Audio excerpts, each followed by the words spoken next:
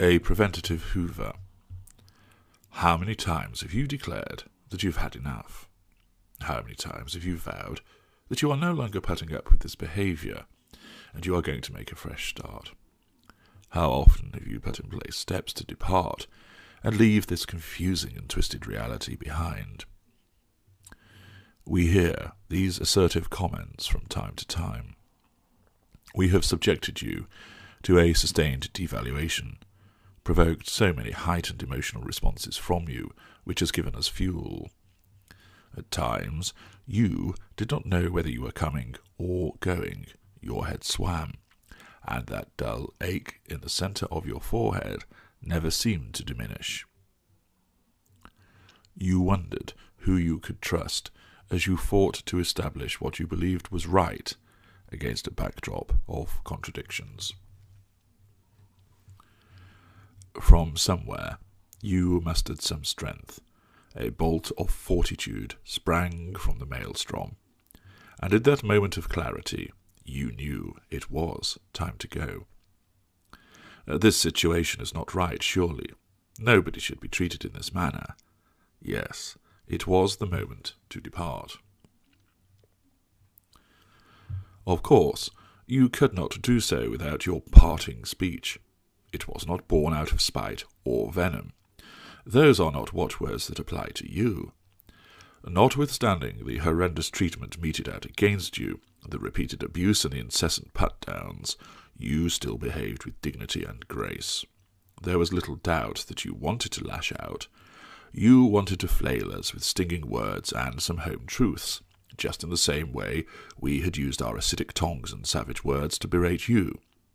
Yet, despite how much you wanted to speak to us in this manner, you did not do so. Instead, demonstrating the empathy which attracted us to you all that time ago, you explained how you still loved us. You fought back the tears as you explained that you loved us more than you did when we first became a couple, and despite everything that has happened, you still love us. You ought to have torn strips off us, levelling a lengthy charge sheet against us, but you did not behave in this way. That is not who you are.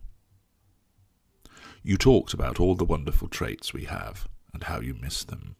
You continued to praise us, even after everything that we had done to you. You stood there bearing the emotional and physical bruises, and rather than lambast us for putting you in such a state, you preferred to talk about the magical times we had together.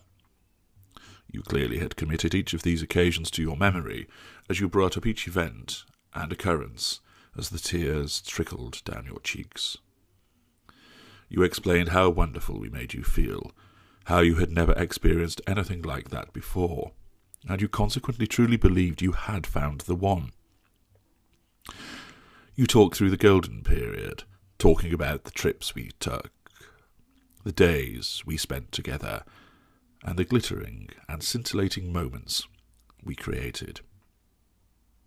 We can see this is hurting you all the more, yet still your selflessness continues. You are exhausted after the torturous time you have been put through, and yet, still, you only try to remember the good and thank us for those wonderful times.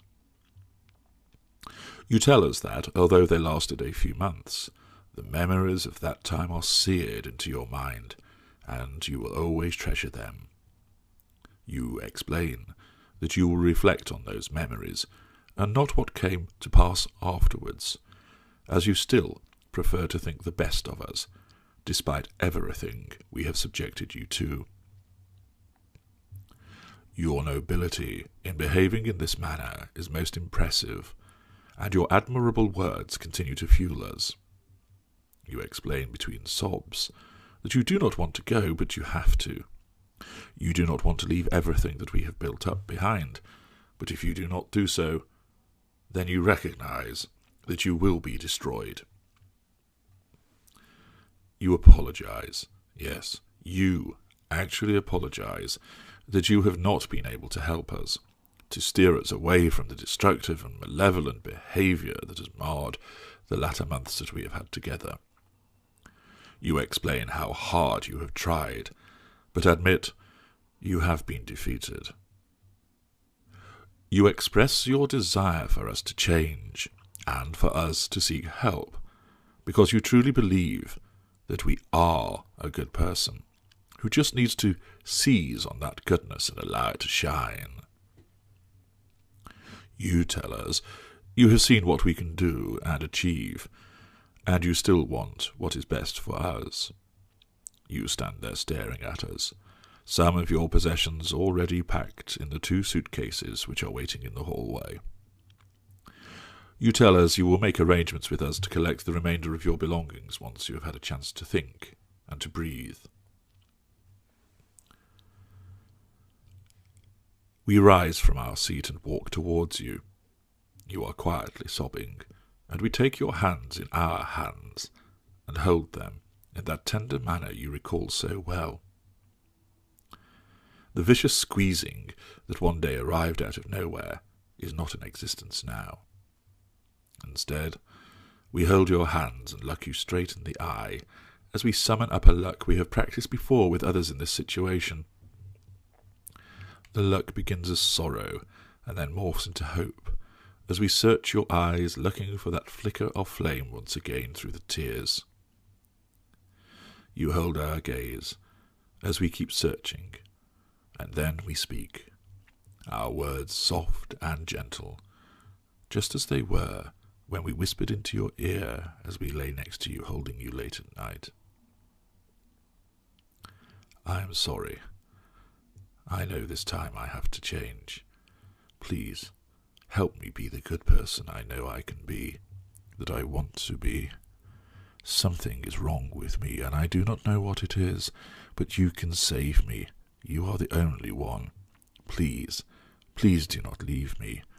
I cannot survive without you. I need you. I want to make you happy again, because someone as wonderful and as loving as you deserves it. I will get help, but I know I can only do it with you at my side. Please, please stay.